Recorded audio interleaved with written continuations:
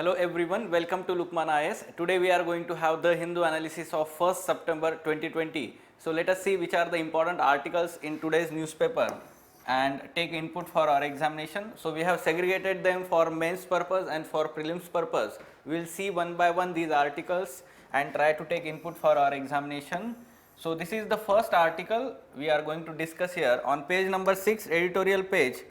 So the topic here or the context of the article, it is talking about recently we know that there is let's say strain between the central government and state governments regarding GST compensation. ठीक है, तो उसके regarding ये topic है GST reforms, very much important. Why? Because the authors are let's say expert in this field. For example Vijay Kelkar, he has been let's say important figure in the we can say that expertise in finance, government finance. तो हम देखते हैं कि article में क्या कहा गया है. So in the first part of the article it is talking about, we can say here in the first part in the article it is talking about the background of GST reforms, how this GST reform was let's say or came up in 2017. जैसे state governments ने उनके tax के जो powers है वो खो गए हैं और there was let's say mutual understanding between central government and state government. Central government let's say persuaded state governments to come up on one single platform for this GST reforms. Okay, now after all this, recently the central government has, let's say, the article is saying that abdicated its responsibility by let's say issuing this force measure that a state government should borrow from the RBI or the market. ऐसे दो option जो दिए हुए हैं, तो वो actually बोला जा रहा है कि वो सही स्टेप नहीं है. Okay, so why it is not a right step? So the article is discussing all these things and giving some way forward. Okay, so let us take input in terms of directly for our examination, like in this manner. So we have, let's say, extracted some important points from this article likewise. So background here, we have talked about, let's say, this GST reforms are just now. Why this is a wrong step, recent one? The two options given by central government to state government. First, it is saying that the state do not have resources to let's say recourse to multiple options that center has. For example, issuing sovereign bonds, or we can say loan against the public sector units, unit shares from the RBI. ये जैसे extra options जो होते हैं central government के पास, ऐसे option state government के पास नहीं होते हैं. Second option, centre can anyway command much lower rates of borrowing from the markets as compare to states. States की इतनी लेजिटिमेसी नहीं होती है, इतना हम बोलते हैं कि इमेज अच्छा नहीं होता है मार्केट में, so as to have let's say lower interest rates on those borrowings as compare to central government जो है.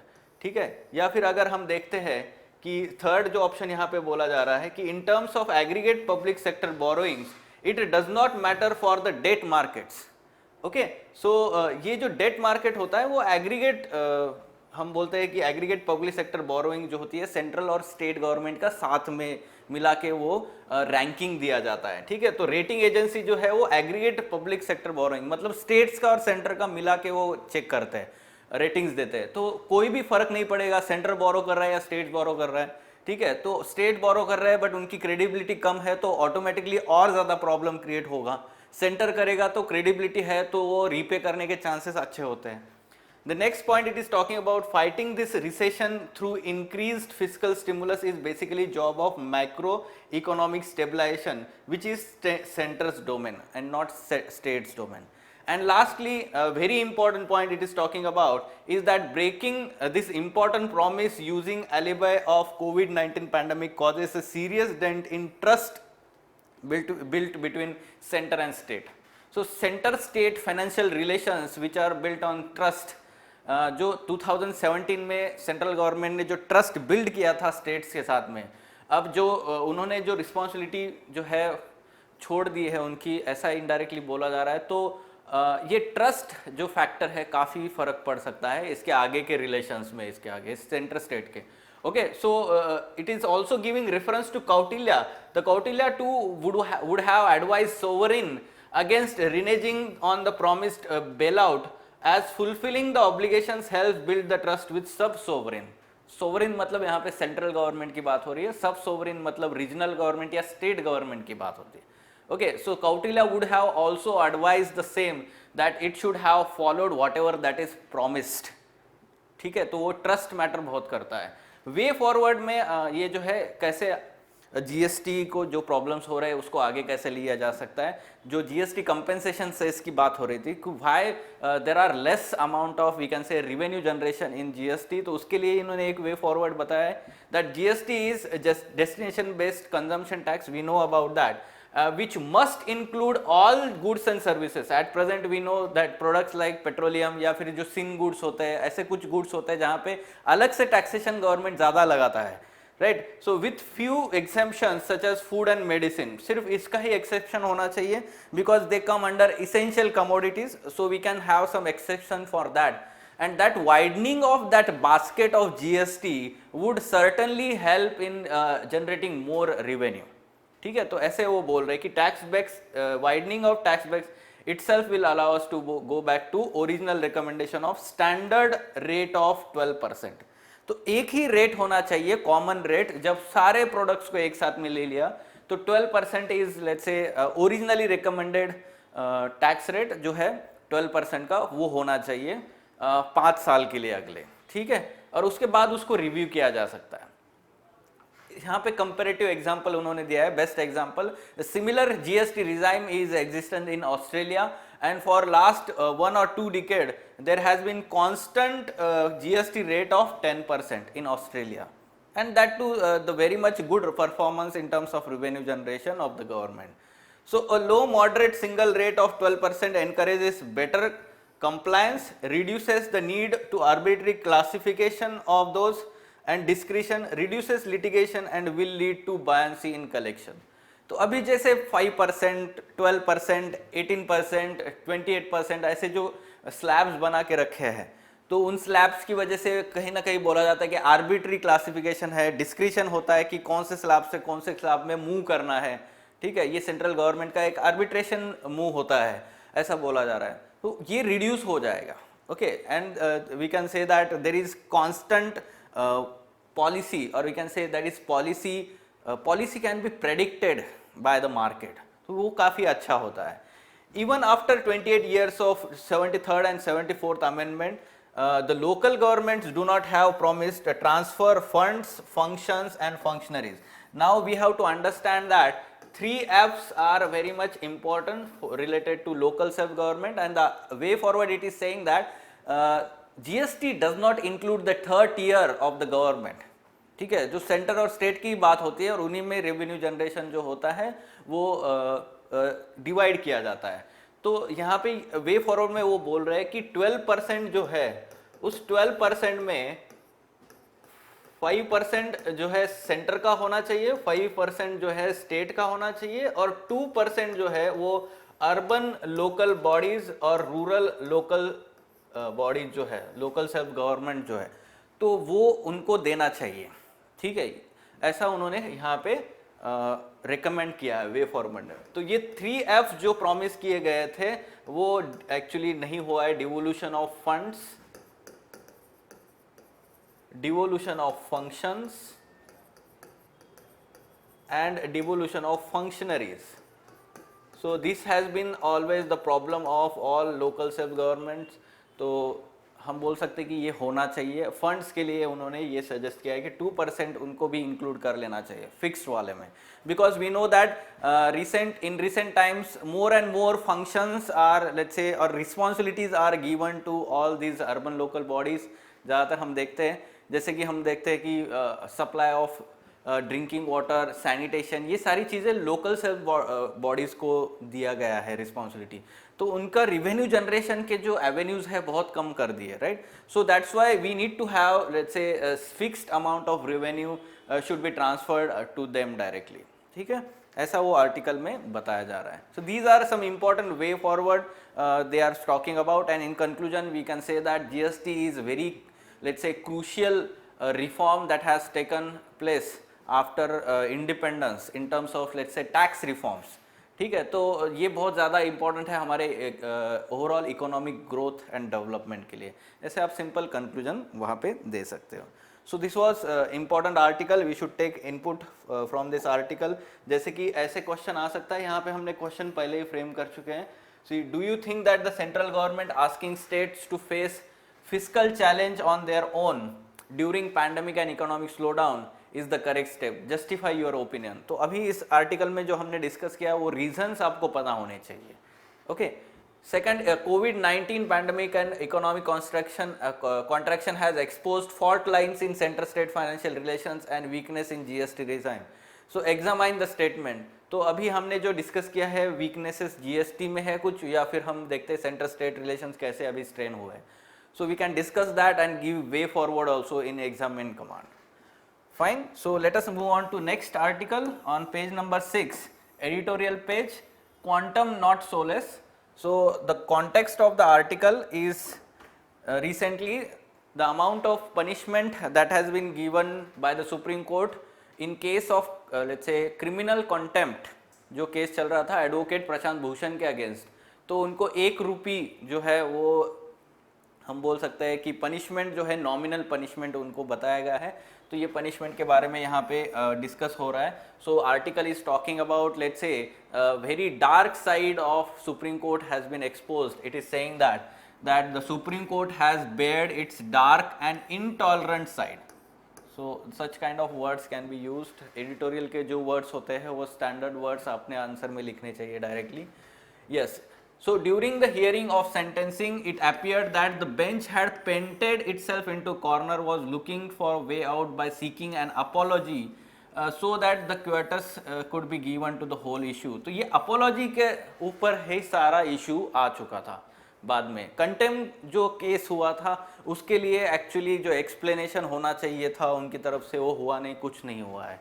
Rather why he is not seeking apology, ये कहीं ना कहीं इन कंक्लूजन उन्होंने बताया है कि that the ultimate analysis that not a verdict that purges Mr. Bhushan on any contempt, rather it comes across an unfair but inevitable punishment for his refusal to apologize, to express regret for his let's say acts. तो ये उसके ऊपर ज़्यादा supreme court ने focus किया है rather than जो क्यों उन्होंने ये जो ट्वीट्स किए थे उसके जस्टिफिकेशन के ऊपर किसी चीज़ की बात नहीं हुई। Okay, so we can say that this is the unfortunate let's say proceedings.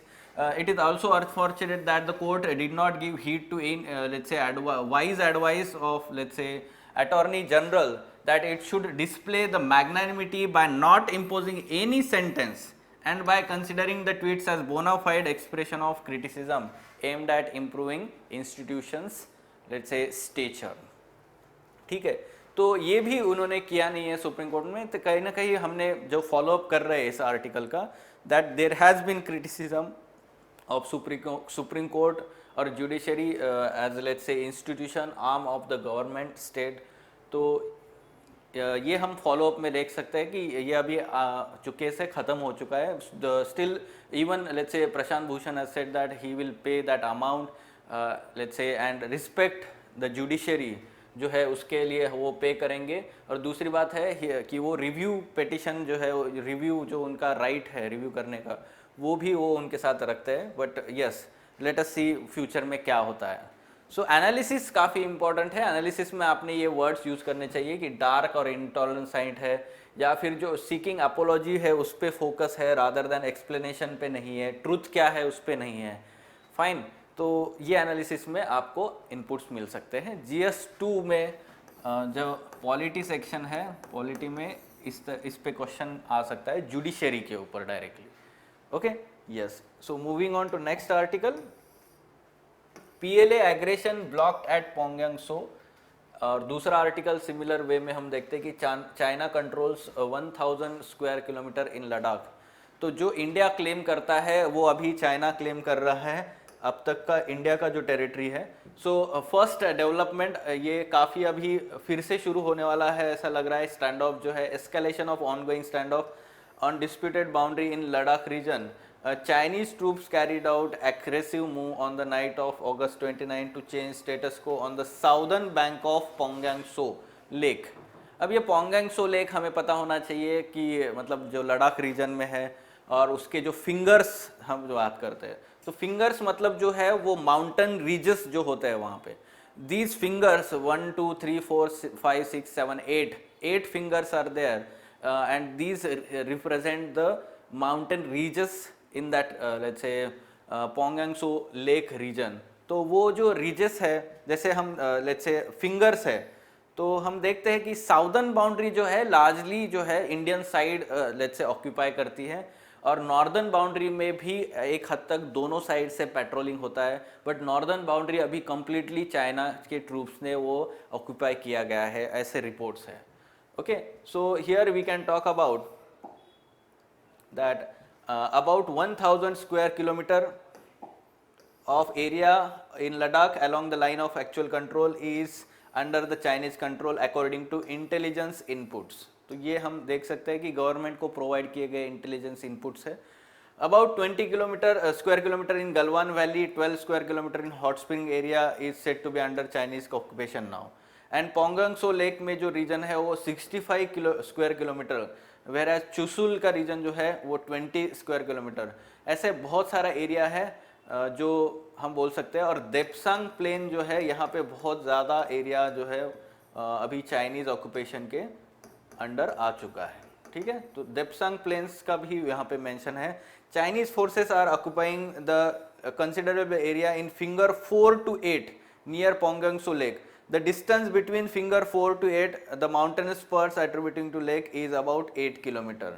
ठीक है, तो वो भी बहुत ज़्यादा उन्होंने कवर कर चुका है. 4 to 8 में जॉइंट पेट्रोलिंग होता था, अभी वो ज़्यादा कवर कर चुके हैं. The stretch was patrolled by both India and China, you can see here, and till May they were both patrolled by India and China. Though India considered it to form a part of its perception of LAC. ठीक है, तो वो जो है 4 से 8 reason finger 8 जो है वो LAC का पार्ट था, और अभी वो ज़्यादातर पूरा कवर कर चुके हैं चाइनीज़ ऑक्यूपेशन के अंडर. अभी टिल नाउ हमें पता होना चाहिए कि फिंगर 2 तक हमारा होल्ड है, कंप्लीटली होल्ड है इंडियन आर्मी का. उसके आगे जो है वो पेट्रोलिंग किया जाता है सिर्फ. ठीक है, वहाँ पे कोई एस्टैब्लिशमेंट नहीं होता है. और वहाँ पे जो है फिंगर 8 का एक्चुअली उनका पोजीशन होना चाहिए. उसके बीच का एरिया जो है LAC का एरिया हम बोलते हैं, जॉइंट पेट्रोलिंग हो सकता है. But now it has been status quo has been let's say change now, and most of the territory is coming under let's say Chinese occupation, ऐसे ग्राउंड रिपोर्ट्स है. Let us have follow up on this let's say developments in future. So moving on to next article. Important development, GDP falls 23.9% in first quarter. Now this is the first time that such kind of economic contraction that has been seen since independence, ऐसा बोला जा रहा है. For example, जैसे shrink by 23.9% in April to June quarter in comparison to same period last year. ठीक है, तो बहुत ज़्यादा contraction हो चुका है, and the contraction reflects the severe impact on COVID-19 lockdown, and which had let's say halted most of the economic activities as well as the slowdown trend of the economy even pre COVID-19. तो वो तो पिछले हम 1-2 साल से हम देख रहे हैं, डिस्कस कर रहे हैं that the economic activities have been slowing down even pre COVID-19 period also. Okay, so Indian economy is deeply in vicious cycle. We can understand that, where demand is contracting so heavily, while the capacity to neutralize this contraction by the government has also contracted equally because of tax revenue contraction. यानी कि revenue जो है कम हो रहा है. अब ये revenue कम हो रहा है, उसका रीज़न मेन जो है वो क्या है कि इकोनॉमिक एक्टिविटीज़ जो है वो कम हो रही है. यानी कि जो स्पेंडिंग है लोगों की वो कम हो रही है, इन्वेस्टमेंट कम है, और इकोनॉमिक प्रोडक्शन जो हम बोलते हैं मैन्युफैक्चरिंग एक्टिविटीज़ कम है. तो इसकी वजह से हम बोल सकते हैं कि रेवेन्यू जनरेशन कम हो रहा है. Fine, so we can understand that. Second aspect here, it is talking about that agriculture was the only sector which recorded modest growth of 3.4% in the year on year terms. मतलब पिछले year का comparison करेंगे तो सिर्फ agriculture ऐसा sector है which has let's say gained, while the other sectors completely had let's say negative side. ठीक है, तो ट्रेड, होटल्स, ट्रांसपोर्ट, कम्युनिकेशन, ये सारे सेक्टर जो है सर्विस कैटेगरी में, या फिर हम देखते हैं कि कंस्ट्रक्शन है, they all shrank let's say by huge amount, ठीक है। तो कंस्ट्रक्शन में स्टीपेस्ट फॉल है 50% का। हम देखते हैं कि इकोनॉमिक लेट्स से कॉन्ट्रैक्शन जब चल रहा था या लॉकडाउन है, वहाँ पे कम्प्लीटली ब्लैंड था ये सारे एक्टिविटीज़ का, तो हम देख सकते हैं कि वो उसी का इम्पैक्ट है। Fine, so important fact we have to understand for our examination, mains examination also, 29.39% वो मेंशन करना चाहिए। Moving on to next, again the economic let's say development, RBI moves to ease liquidity further. तो liquidity जो होता है important let's say function है to check on the let's say excess money supply और let's say reduced money supply, ये जो काम है वो RBI का होता है या सेंट्रल बैंक का होता है कोई भी कंट्री का। So here also the RBI wants to let's say take all necessary measures to ensure enough money supply in the economy at present to boost the economic activities in the let's say economic cycle. तो अभी क्या किया है उन्होंने कि special open market operations OMOs as a part of its efforts to ensure orderly market conditions and congenial financial conditions. तो ये OMOs जो है वो किए जाएंगे, उन्होंने बताया है the centres fiscal deficit has exceeded 100% of its full year budget target in the first 4 months of the current fiscal. हम समझ सकते हैं कि गवर्नमेंट ज़्यादा एक्सपेंडिचर अभी कर रहा है बिकॉज ऑफ कोविड-19 as well as we can understand to boost the economic activities, and that's why centre का फिस्कल डेफिसिट का टारगेट अभी पहले 4 months में ही कवर हो चुका है, and government is going to expand this now fiscal space. तो फिस्कल डेफिसिट का टारगेट जो है वो हम नहीं रीच करेंगे इस बार, ठीक है। तो बेसिक्स में हमें सोचना चाहिए कि अच्छे से प्रीलिम्स एग्जामिनेशन के लिए कि ओपन मार्केट ऑपरेशंस क्या होता है। So open market operations are generally done by the central bank और लेट्स से इंडिया के in India's case it is done by the RBI। They are nothing but the transactions और selling और buying of all government securities in the economic market, ठीक है। तो government securities जो होती है वो या फिर ट्रेजरी बिल्स जो होते हैं गवर्नमेंट के, तो वो टी बिल्स और गवर्नमेंट सिक्योरिटीज़ का जो मार्केट होता है वो हम गिल्टेज मार्केट जिसको बोलते हैं, ठीक है। तो these are open market operations. Now the objective of OMOs is to regulate the money supply in the economy. This is important, ये कंसेप्चुअली काफ़ी क्लियर होना चाहिए प्रीलिम्स एग्जामिनेशन के लिए आपको। So the main objective here is to check the money supply in the economy, because on the money supply many let's say things like inflation, main हम देखते हैं ना कि interest rate और inflation ये बहुत ज़्यादा मैटर करता है मनी सप्लाई की वजह से इकोनॉमी में। When RBI wants to increase the money supply in the economy, it purchases government securities from the market. अब वो परचेस करेंगे तो इन रिटर्न मनी जो है वो मार्केट में रिलीज करेंगे। So that's why purchasing the government securities from the market in turn result into increased money supply in the market. और जब money supply कम करना है या to suck out the let's say money from the market, the government tries to let's say sell the securities, government securities, ठीक है। तो जो RBI sells these securities in the market, अब buys the let's say securities, ठीक है। तो यहाँ पे देख सकते हैं आप government securities to suck out from the system, तो क्या करेगा वो इट सेल्स, और जो परचेस करेगा तो वो क्या करेगा मनी सप्लाई इंक्रीज करेगा, ठीक है। तो ये कंसेप्चुअली आपको क्लियर होना चाहिए। Second aspect here we have to understand next aspect that RBI carries out the OMOs through commercial banks and does not directly deal with the public, ठीक है। तो वो पब्लिक सेक्टर बैंक्स के through करता है और डायरेक्टली वो public के साथ इंटरेक्ट नहीं होता है। OMOs is one of the tools that RBI uses to smooth the liquidity conditions in the market throughout the year. So ये conceptually आपको important है, इस तरीके से आपको prelims पे क्वेश्चन आ सकता है। Consider the following statements about OMOs. It is sale and purchase of government securities. Yes, we can understand that this is the correct statement. Second, OMOs is one of the tools that RBI uses to smoothen the liquidity condition. Yes. When the RBI wants to reduce the money supply in the economy, it purchases the government securities. It purchases the government security. तो ये जो है गलत है, क्योंकि reduce करना है अगर मनी सप्लाई तो परचेस नहीं करेगा, वो सेल करेगा, ठीक है, वो सेल करेगा तो क्या होगा, because of those cells what will happen is the RBI will try to suck out the what you can say money from the market. So that's why this is the wrong statement and therefore the answer is 1 and 2. Fine. Yes. So moving on to next article. Yes, unfortunate event, we can understand that ex president Pranab Mukherjee died yes, yesterday, former president of India Pranab Mukherjee. So he died on 31st August 2020 after developing a lung infection. So he also tested positive for COVID-19. ठीक है, तो वो भी आपको पता होना चाहिए. And the government announced the 7-day state mourning. He was elected as president in 2012. ठीक है, तो ये आपको बेसिक इन्फॉर्मेशन उनके बारे में पता होनी चाहिए. ये आर्टिकल में उनकी जो जर्नी बताई गई है पूरी, वो आप रीड कर सकते हैं.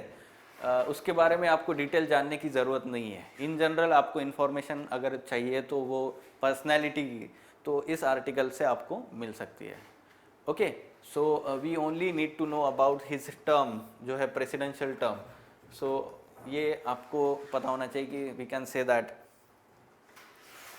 Next, here the captions and quotations from today's articles. GST is crucial long term structural reform which can address the fiscal needs of the future, strike the right and desired balance to achieve the cooperative federalism and lead to enhanced economic growth. जो हमने editorial देखा था या first जो article देखा था, उसका जो कंक्लूजन है लास्ट पैराग्राफ में, वो ये स्टेटमेंट है और काफ़ी अच्छा स्टेटमेंट है जो आप यूज़ कर सकते हैं अगर सेंटर स्टेट रिलेशंस के ऊपर, फिजिकल रिलेशंस के ऊपर ऐसे आता है इकोनॉमी में कोई भी, या फिर GS2 में आपको सेंटर स्टेट रिलेशंस से कोई क्वेश्चन आता है, तो ये अभी ज़रूर आ सकता है GST से related.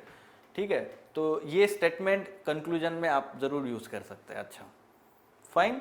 So these were important articles from today's newspaper. For further information on editorial discussion classes wherein in-depth analysis of all these mains related issues and articles is done by Ansari sir and team, you can contact Lukman IAS. Thank you.